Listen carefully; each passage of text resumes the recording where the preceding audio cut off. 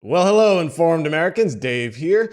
It's time to wrap up 2020. And the way we're going to do that is go over the top 10 stories of the year over at informedamerican.com. Not chosen by me, but chosen by you. These are our top 10 most read stories of the year. It's going to be great to look back at a couple of these. But before we do that, I would encourage you, if you haven't already, to go to informedamerican.com and sign up for our totally free email newsletter. I would encourage you to do that. And also, while you're at it, if you haven't become a subscriber to this YouTube channel, please do so. And if you're watching this video on Facebook, we'd love it if you share this one with your friends. All right, enough of that. Let's get to the top 10 stories of the year. We're starting off with this one. According to Rep. Omar, Americans are responsible for all disasters across the globe. Yes, this one clearly got your attention. This one comes from February 14th, 2020. Quote here, so when you see a Somali refugee or an Iraqi refugee or a Libyan refugee, we're often like, this is my neighbor. They must have survived some struggle. We don't ever pause to think, what American policy made them come here? When you see flooding happening in a country abroad, you're urgently raising money for the lives to be saved. You don't think about, how have I contributed to global warming? And has this led to the floodings and catastrophes that we are talking about? You see, this is great because this is why we take in refugees, we take in immigrants into our beautiful country so that they can come here and lecture us about how bad we are and how bad our country is. This is absolutely the pinnacle of being ungrateful. Unbelievable. Thank you so much, Rep. Omar. It's all our fault, but somehow you seem to be benefiting because you're here. All right, I don't want to go crazy on that, but yeah, I find that a bit of an outrage. All right, next up. Recovered coronavirus patients getting sick again. This one comes from April, where there are you may not be surprised to learn that there are a number of coronavirus stories here, and this one goes through. Basically, the idea that, this is at the time when we're just learning about the virus. You can get it, and you get it again, and then maybe again and again. And Christ, they have this vaccine here. There's not even a guarantee that if you take any of these vaccines, that's going to stop you from getting the coronavirus. So you're going to just have to keep getting jabbed in the arm endlessly for the rest of your life. This was the early news coming out of this was depressing, but many of it did bear out, except for one big one, which we're about to get to in just a bit. All right, next up. This one's a bit of maybe a joke. A CDC director says almost half the states could be ready to open in 2 weeks. This one again comes from April. And this is, we're going to open up the country. Remember Easter? That was a nice target. But I guess this was just a little bit off by 2 weeks. A number of states did kind of open up by Memorial Day, including my home state of Florida, which has basically, more or less, I think that the final phase of opening occurred somewhere around July, August, or something like that. But Florida is basically completely open. The only thing is you just have to wear a mask when you go inside. It's not a big deal. Now, Florida does have a second wave, if you will.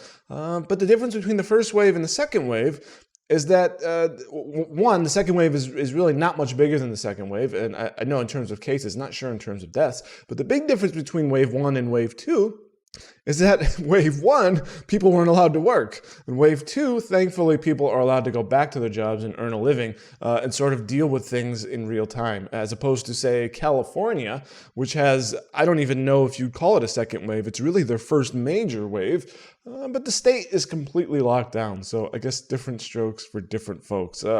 What's your state like? Is yours fully open, or are you stuck, say, in Southern California where you're not allowed to even walk your dog? And I don't mean to make light of it, but it is a bit absurd. All right, next up. Finally, a coronavirus treatment. We're all looking for a good treatment. A treatment we can get behind: whiskey. And this comes from a doctor in Germany, basically saying that high alcohol content can kill viruses. So, tip one back. I have to say, and to let all of you know, how do you think I've avoided the coronavirus all these months? This happens to be a bottle of Woodford Reserve.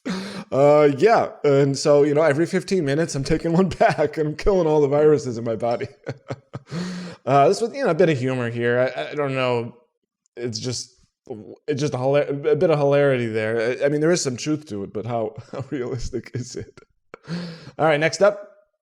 Woman coughs on flight to get off plane. It didn't work. This one comes from March. This was a Chinese woman went stir crazy on a Thai Airways flight and deliberately coughed on female flight attendant to try to pressure staff to open doors and let her out. Senior male flight attendant was having none of it, warned her, and a scuffle ensued. Now, it wasn't just isolated to China. It was a number of stories over the past couple of months. People using the cough as a weapon, and people maybe when they were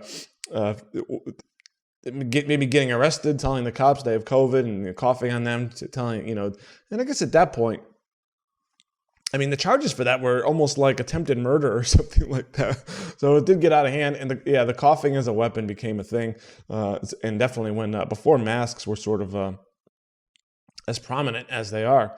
All right, next up, Ukrainian prosecutor fired due to Biden pressure, files criminal complaint. Oh, this goes all the way back, my friends, to January 30th. What was going on then?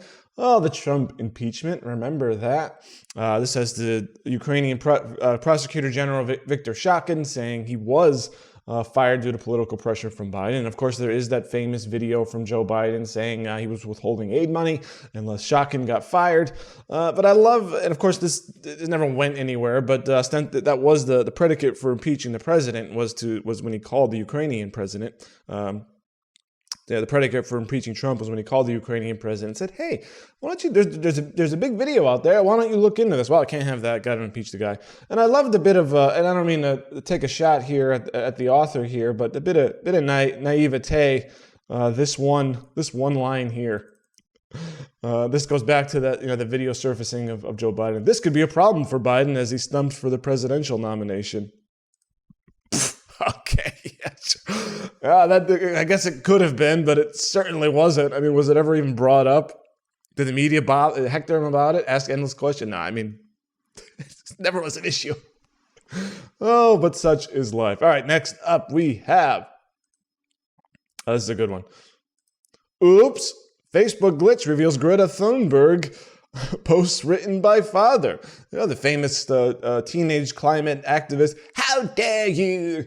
Traveling around the globe, hectoring first world countries. Wow, we all suck and we need to change our lifestyle. Well, there was a glitch in Facebook, and one of the posts on Greta Thunberg page, which were all credited to her, actually came from her father, Svante Thunberg. Well, way to go, Svante. You used your daughter as a prop. But hey, I mean, she's getting awards and accolades, and now she's got a career. So I guess, the grift is good.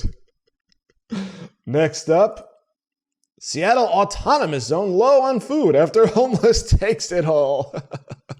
This comes from June 12, 2020. Remember the autonomous zones? There was that one in Portland, one in Seattle.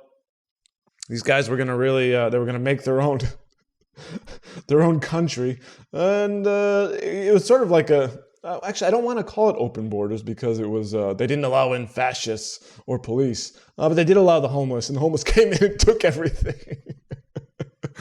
And I love the quote here. Homeless people were invited, took all the food at the Capitol Hill Autonomous Zone. We need more food to keep the area operational. Please, if possible, bring vegan meat substitutes, fruits, oats, soy products, anything to help us eat.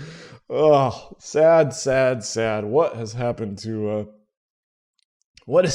a portion of our country? I will have no idea. All right, let's get to our second to last story. Who estimates coronavirus 34 times more deadly than the regular flu? This comes from March 4th, 2020, at potentially the height of fear about the coronavirus, saying that this came from the World Health Organization, which basically if there's a worse actor in 2020, I can't think of one much more than the World Health Organization, covering up for China and getting things just ridiculously wrong, and this one may be the biggest, saying that it says here the influenza kills about 0.1% of those who become ill, and the WHO estimates that this can kill 3.4% of those who become infected, or 34 times the rate of the flu. Was this true? Not even close. They were off by a factor of 10. COVID-19 is just three times more deadly than the typical flu strain. Not 34 times. Unbelievable. An absolute failure. All right. I mean, we've sort of beaten this one to death, but the scare tactics especially over the early months, inexcusable. All right, let's close out with our biggest story of 2020. The most viewed, most clicked on, most read story on informedamerican.com over the last year. 2020 electoral map prediction. Will Biden or Trump win on election night? And this was a video between me and Rodney. You can see my face and his face there. So we walked through. I had a setup of the electoral map. We each made our predictions. I predicted a Trump win. Rodney predicted a Biden win. So he was more accurate than me. Interesting thing there is. I was dead wrong. I had Wisconsin and Michigan for Trump, as well as Arizona. And I don't think either one of us had Arizona. Rodney surprisingly thought Joe Biden would win Ohio, which shocked me a bit. Trump won that one by about 5-6 points. I was very confident in Florida. That bore out. But the big one, I think, the one that none of us saw, and no, I'm not going to go here. The biggest one that neither one of us saw was Georgia going blue. Basically, and I don't know if that's even really has been talked about quite enough, how shocking of a result that was. But Georgia going blue, that was certainly the big one. But we had a great time. It's amazing, looking through the year. Of course, the early days of COVID. And how much that dominated our lives. The early stories that are basically scaring the pants off of us. And then, the promise of, we can maybe all open up our states. This seems to be a recurring joke, potentially, especially if you're living in a state like California. and I am sorry for you if you're hoping that you can get out of your house one of these years. We'll see. And then the idea, you can get COVID over and over again. And then, some real silly stuff like Rep. Omar and Greta Thunberg. Just, Thunberg's basically a fraud. Rep. Omar is completely ungrateful for the fact that our country allowed her to come here from Somalia. But of course, it was our fault because it was our fault that's for the way Somalia is today, right? We weren't, and this is a good argument. This is a good argument to just stay out. Fine. Well, we'll leave it alone. If you're living in a war, you're living in civil war or something like that, well, I guess it's on you. So we won't intervene so that you won't come back to our country to tell us that it's our fault. And of course, not forgetting the whiskey treatment. You need that. And the biggest story of the year was the election. And for some of you think there still is hope, I guess there's that January 6th date. But certainly after January 20th, it will be all she wrote. And by then, it'll be all she wrote for 2020. Well, I hope you all had a great year. I'd love to know what you think of the stories I talked about today and what your thoughts are. What can we expect? What can we expect for 2021? Again, I want to encourage you to head on over to informedamerican.com, sign up for our free e-letter, subscribe to our YouTube channel, hit the like button, and if you're watching on Facebook, share this video with your friends, hit that thumbs up button, and we will see you in the new year. Thanks for watching.